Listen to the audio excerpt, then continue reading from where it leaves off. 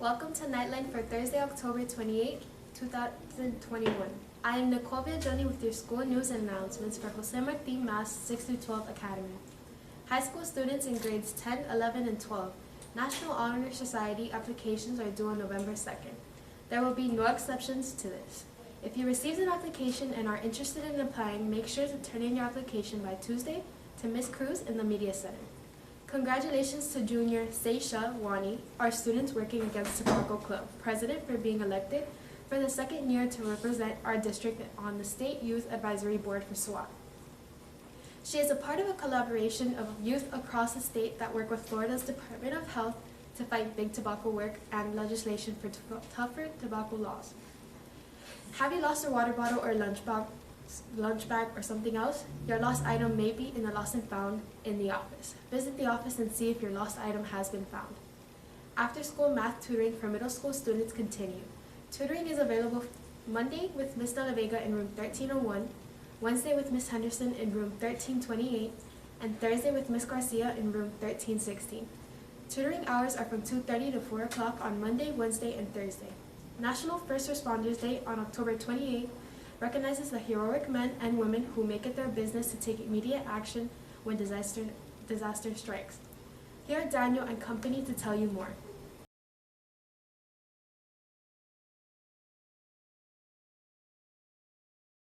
October 28th, National First Responders Day, a day where we show our appreciation towards the many first responders that address emergencies. In 2017, Congress designated this day as National First Responders Day after the people who are the first ones to run into stressful situations.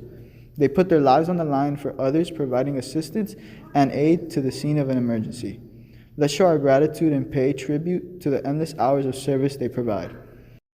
Good morning. I'm Daniel Bravo, and you're Lieutenant Douglas Duarte. It's so nice to meet you. I was wondering if you could tell us a little bit about your experience on being a first responder and what that's like.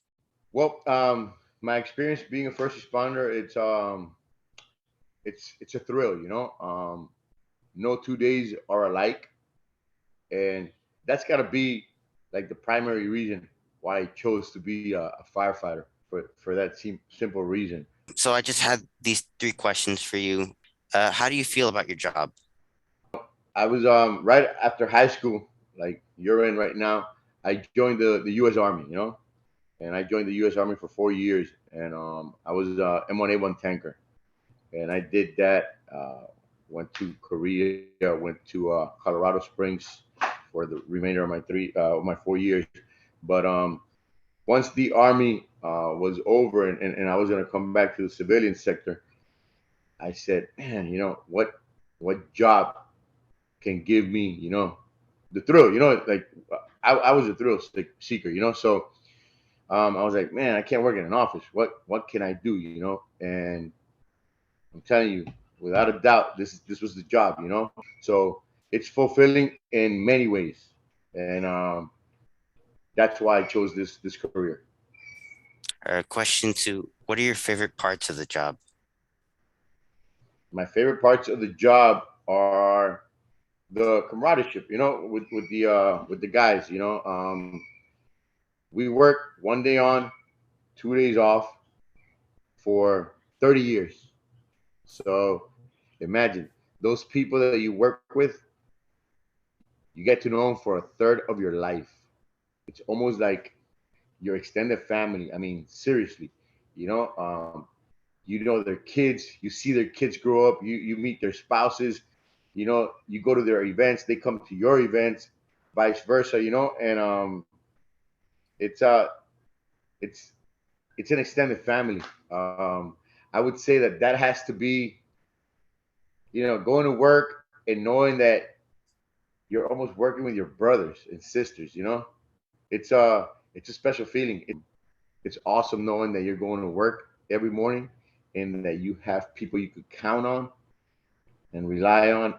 And by the same token, if there's something you need to say or express, that they're there to listen to you, you know.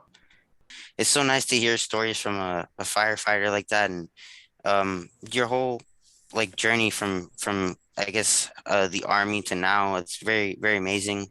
Um, And again, thank you so much for everything you do for being a first responder. It was nice to get to know you and get a little insight on what it's like to be a first responder. Thank you so much for doing this interview with me. You're welcome, Daniel. Hey, nice meeting you, and it's a pleasure. Right? Thank you for having me. Softball tryouts for girls will be held today right after school. The drama club will be meeting in room 1228 immediately after school. All members must be on time. Recently, Ms. Chan's classes created piñatas for Hispanic Heritage Month. Let's have a look. Piñatas are a tradition that many people follow during children's birthdays, in which a child will attempt to break a decorated figure, which is usually an animal, to bring out the toys and candy stored inside of them. This tradition has been followed for centuries, dating back to 700 years ago in Asia, but would eventually be a custom in Europe by the 14th century and then passed to Spain, where it gets its Hispanic reputation. It is followed to this day, and for the past few weeks, our Spanish class worked on forming our own piñatas from scratch and breaking them together like in the tradition to celebrate this year's Hispanic Heritage Month. Here's how it went.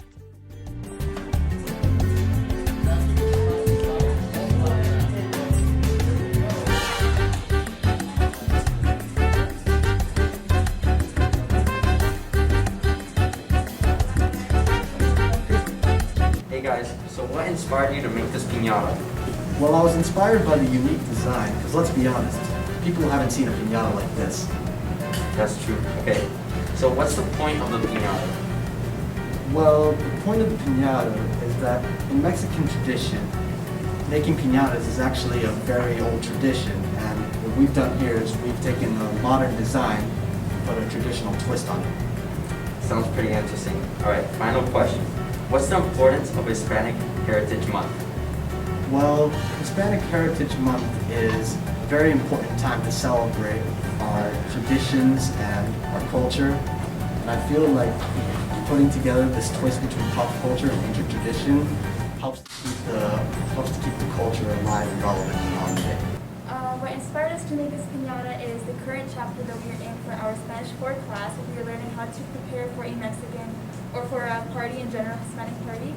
And the tradition of piñatas usually comes from Mexico. Okay, so now what made you choose this as your style of piñata? So first of all, it was Halloween, so we kind of wanted to include that. Okay, And then give us a debug. Okay, so now what's the importance of Hispanic Heritage Month? the importance of Hispanic Heritage Month is to blend together the different Hispanic countries and their similarities and their differences, and to just celebrate how far they have come, either in their own independent countries or in the United States altogether. Okay, thank you guys.